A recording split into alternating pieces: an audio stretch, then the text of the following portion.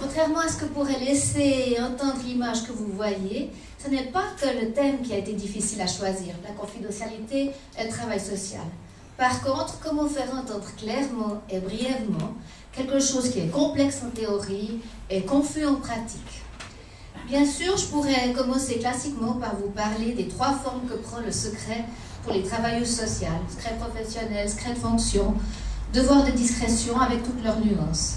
Mais en fait, ce serait ignorer le fond de l'affaire. Et ce fond, c'est un droit humain fondamental qui autorise chacun de nous à cacher au reste du monde non seulement ses pensées et ses actions, mais aussi ses choix et ses comportements. Autrement dit, le droit fondamental de projeter vers les autres l'image de soi que l'on choisit, quelle que soit l'authenticité ou la conformité de cette image à la réalité. Droit fondamental, d'accord, mais pas droit absolu. En effet, le droit international et la Constitution suisse autorisent officiellement les atteintes à la vie privée sous certaines conditions et seulement sous certaines conditions. Listons-les et voyons comment elles s'appliquent concrètement à une situation du travail social. Première condition, une professionnelle du travail social peut rompre le secret professionnel avec le consentement de l'usager. C'est ce qui correspond le mieux au principe du travail social. L'usager est au centre de l'intervention, il en maîtrise les développements et y contribue. C'est aussi la manière la plus courante de sortir du dilemme, parler ou se taire. Tout le travail au sein d'une équipe repose sur la présomption, plus ou moins vérifiée, que l'usager est d'accord avec les échanges d'informations qui s'y produisent. Une bonne partie du travail de réseau s'appuie sur le consentement de l'usager. Et si on n'a pas l'accord de l'usager, exemple, je suis assistante sociale et je trouve une place pour M. Chourave dans un programme d'insertion. Il a eu des accès de kleptomanie qui lui ont créé des problèmes avec son entourage, la police et avec la justice. Et il refuse, mais catégoriquement, que j'en parle à quiconque. Eh bien, faute d'accord, soit j'ai une loi qui me permet de parler du problème de M. Chourave à mes collègues du programme d'insertion, soit un autre intérêt, protégé lui aussi par un droit fondamental, l'emporte sur le secret. Dans notre cas, pas de loi, mais d'autres intérêts qu'il faut mettre en balance par rapport à la vie privée de M. Chourave. L'intérêt des autres usagers à ne pas se faire piquer leurs affaires, bien sûr, mais aussi l'intérêt du programme d'insertion à garder son matériel et peut-être à garantir une certaine sécurité à ses usagers. C'est cette pesée des intérêts faite de cas en cas en fonction des données et des risques de chaque situation que dépendra le sort du secret de M. Chourave. Si je considère que le risque est relativement faible, qu'il retombe dans ses comportements kleptomaniaques, je peux m'abstenir de donner l'information à mes collègues du programme d'insertion. Par contre, si je choisis de transmettre l'information suite à la pesée d'intérêts que j'ai réalisée, je devrais 1.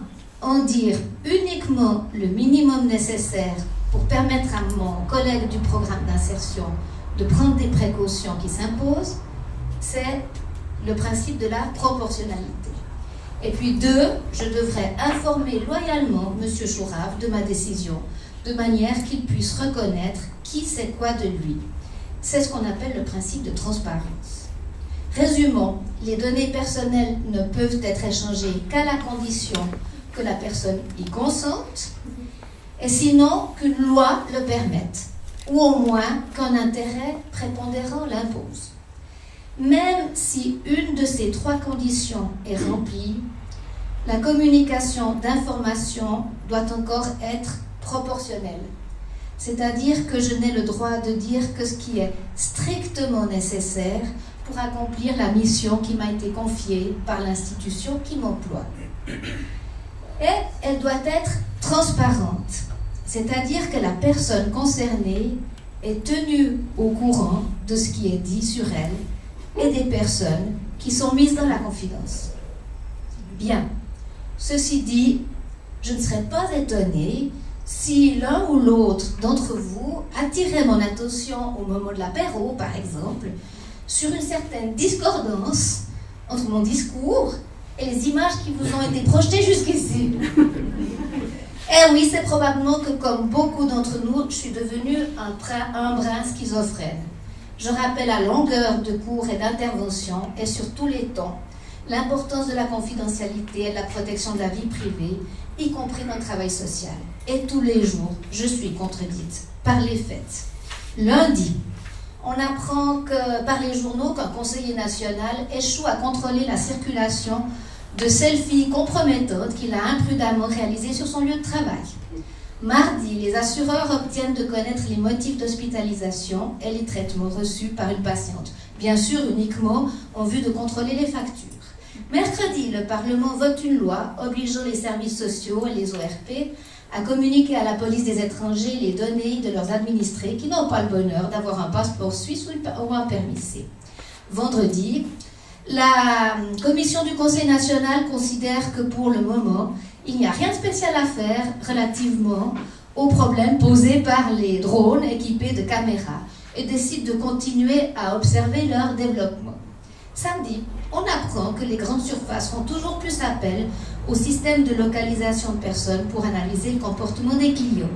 Dimanche, un groupe d'adolescents harcèle via Facebook une jeune fille de 13 ans photographiée à son insu en compagnie de son nouveau petit copain. Elle fait une tentative de suicide. Que faire face à ce déferlement de technologies, de justifications sans cesse plus raffinées, des systèmes de contrôle fondés bien sûr sur la demande du public, la lutte contre les abus ou les besoins de la sécurité? Je parlais de schizophrénie, je vois une autre posture. Ni Cassandre, ni Antigone, mais Ariane. Garder la vision du plan pour ne pas se perdre dans le labyrinthe.